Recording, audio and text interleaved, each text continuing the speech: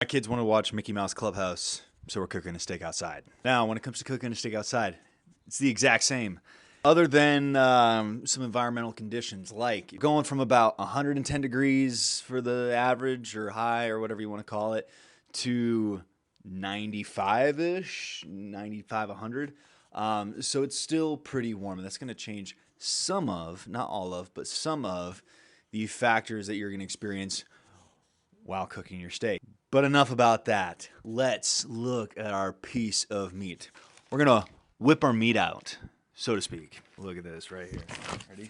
Oh my gosh. Every time, dude. Look at that. So this is actually from the same loin. This is from the same loin as the other day. So earlier in this week, I stopped by Butcher Block Meats in Chandler, Arizona. Kobe. And man, they had these steak selections on hand, and it was an unbelievable cut. The marbling is insane. And honestly, it could be comparable, maybe not, to what you would typically get out of a Wagyu steak. These things are phenomenal. Unfortunately, we lost one to the refrigerator, and it will be remembered. So we're going to do this one justice and make sure that we do a good job. Now, I love this process that we tried out prior on a New York strip. We're calling it the blackout. We're going to go with the blackout method. I like the blackout method.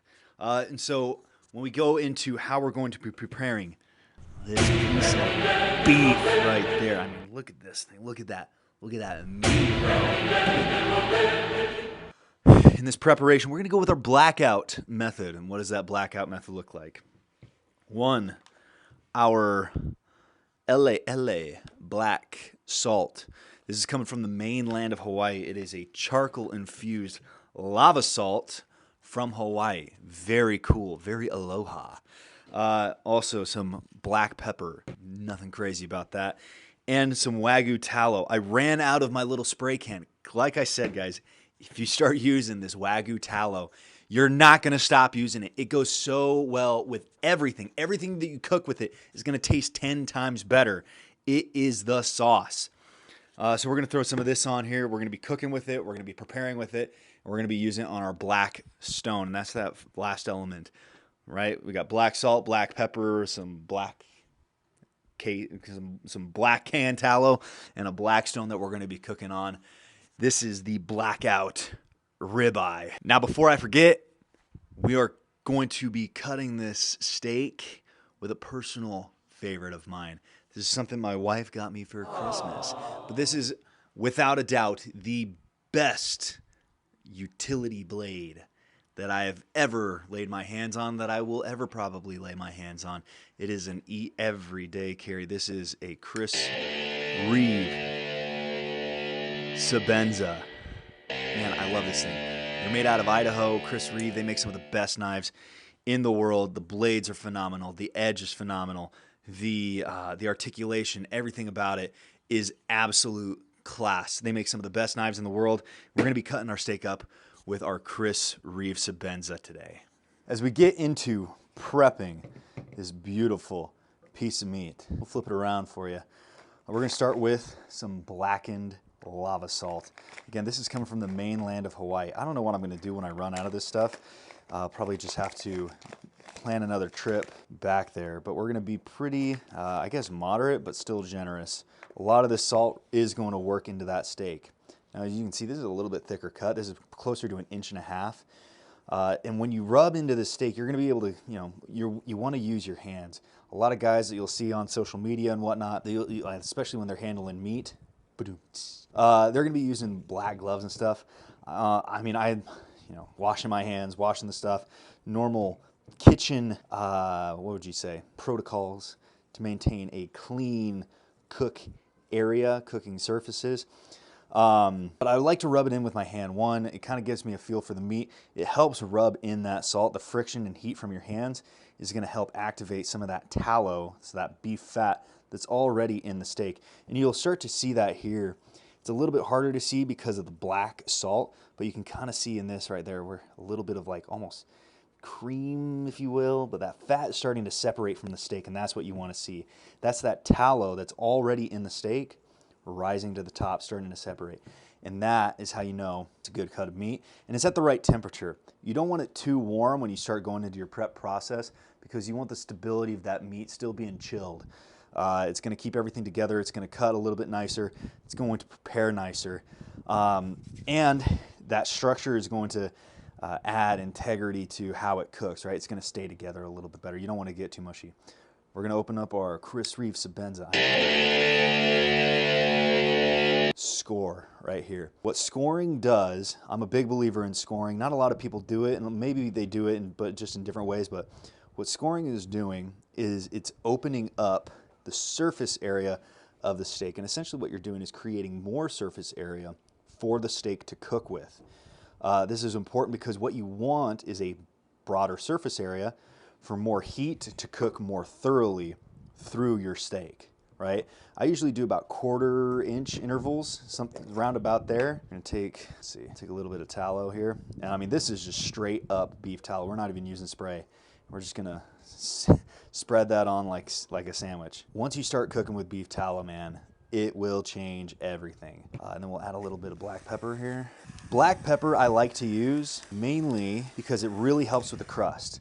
The flavor is good, but the black pepper, what it does is when you throw it onto the grill, once it's at heat, once it's at temperature, it's going to kind of burn. I mean, you're usually, you got that grill pretty hot. That side is just about done. We go over to the other side. Look at that beautiful marbling, man. It's unbelievable. I gotta lick the model.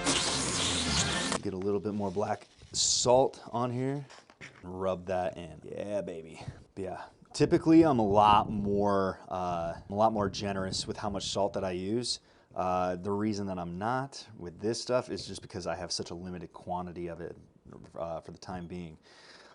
Like I said, I guess I just have to make a trip back to Hawaii. But you can see, this is why we're calling it a blackout steak, man. That salt, that charcoal infused, kind of turns the whole steak black, and it's really cool. Take our knife, score it up. You don't want to cut too deep. You want to drag that blade across. And obviously, as you can see, this knife is stupid sharp. If you take care of your tools will take care of you. I'll add one more right there, all right? Add a little bit of tallow. When it comes to using this tallow, applicating this tallow, you cannot be generous enough. The only thing that you're doing is adding flavor. Add some of our pepper, and our grill should be just about at temperature. So let's get it over there, time it up. All right, so our Blackstone is right at about temp. I usually keep it around that 35–40% mark here on the dials. What I'm looking for is about 285 to 315 degrees, somewhere in around that mark. That's going to give us the best sear, and it's also going to help us cook thoroughly all the way through. We've added some of our Wagyu tallow to the grill just to get everything kind of going up, get it nice and seasoned prior to putting our meat on. Now, here we got our, oh my gosh, this incredible ribeye. We're just going to throw this right on here. Now, this is when we get into timing and control. Oh my gosh, take a listen to this. So we are going to be cooking it for 5 minutes on this first side. After that first side is done, we're going to flip it, cook it for another 5 minutes on the opposite side. After that's done, we're going to start taking our temperature. I usually use, this is a cheap, I think this is like $5 at Walmart. This is a digital thermometer. What's nice about thicker cuts on ribeyes and New York strips particularly is that when you throw these cuts down, they're a little bit thicker. They lay flat. They're going to cook more evenly on that cooktop. So you're going to be able to get a better read throughout the steak because it's going to be more consistent throughout the steak. We're going to do that. After 10 minutes, we're going to start taking temperature. And then after that, we're going to start flipping every 2 minutes. We're going to flip, we're going to keep it on for 2 minutes, flip 2 minutes, take those temperatures every flip. And then after that, we're going to flip every minute until we get our desired temperature. We're going for a medium rare, so that's going to be about 130 degrees to 135 degrees is right there in the sweet spot.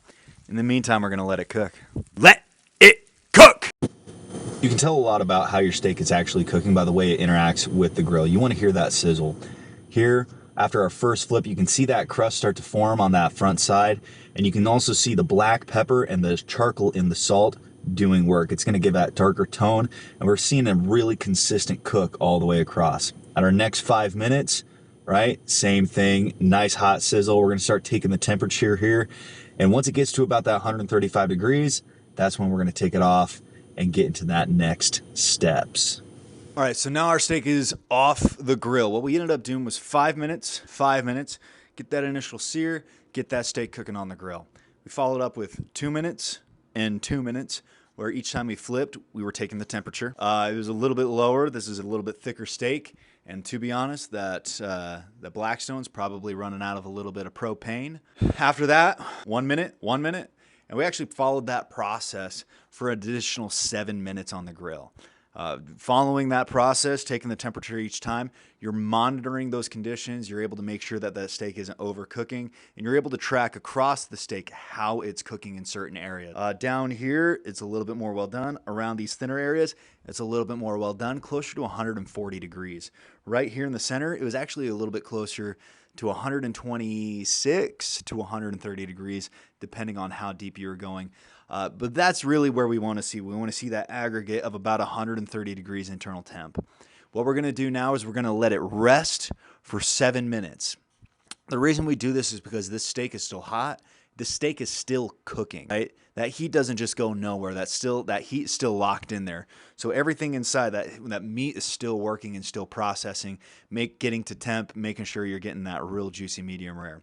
If we cut our steak too soon, we're going to miss out on a lot of the juice, the flavor. If you want the correct vernacular, it's going to be called myoglobe. People say they like their steaks bloody and whatnot. There is no blood in this steak. It's actually called myoglobin, and it's essentially just the meat juice, protein meat juice that is in a steak, all the moisture in there. Revisit after 7 minutes, get that money shot. All right, time for the moment of truth. We are going to get our money shot as we deploy the Chris Reeve. I mean, is that not just a good looking pocket knife? We're going to take a cross cut right here and kind of see how it goes. I mean, I'm a little bit nervous. It was on there quite a while, but those control factors are there for a reason. So let's see how this came out. It's actually pretty dang good. Wow. All right, cut around in here a little bit. See how it came out down here. I'm expecting this to be a little bit more well done, but honestly, it sticks to the landing. We get some well done over here. I mean, that's a given with how thin it is, but when we get into the actual consistent parts of the steak, I mean, that is nothing to be upset about. It's interesting. The thicker piece of meat, the more difficult it is to cook. I really learned this the hard way when I started trying my hand at some of these tomahawk ribeyes. You know, they're 4-pound pieces of steak. And dude, I destroyed several of them. But this right here, dude, I will take it all day. Now you can kind of see the meat tells the story. Throw this over here. The meat tells the story. So when you look at, geez, that looks good. When you look at a crosscut here, you can kind of see a little bit of this cook line right along this edge. You can tell that it got a little bit of extra love on that side. Just a little bit of a gray ring. Not too bad though. Definitely not what you would catch at Texas Roadhouse. Texas Roadhouse, the entire thing is ring. But in that the part of the steak that you want, this is probably a little bit closer to a medium, but that's the benefit of cooking with Wagyu tallow, and that's the benefit of cooking quality beef, is it's always going to come out. Hell yeah.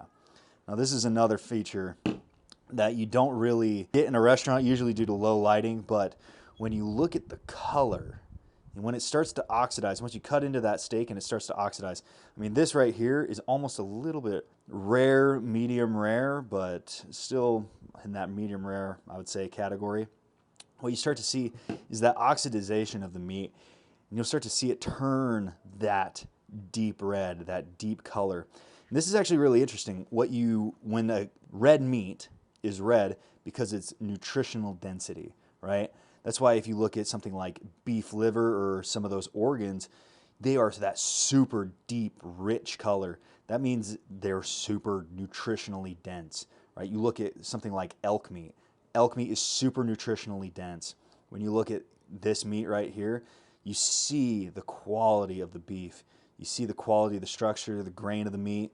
That is exactly what you want. You want it to turn that just juicy red. I'm gonna go with this one right here off the bat, dude. Oh, I'm gonna stand on business. This steak is phenomenal. And honestly, I'm gonna give a lot of credit to the salt and to the Wagyu. I couldn't have done it without you. You guys make me a better chef. If you could really call me that. I had a roommate in the Army. He used to say that he was a chef before he was in the Army. Turns out he just worked at Chipotle. I mean, whatever. But tell me what you think. Is it too well done? Did we ruin the steak altogether? Or is this something that you're going to try at home? Let me know in the comments. Be sure to like and subscribe. Oh my gosh. And we'll see you with the next steak.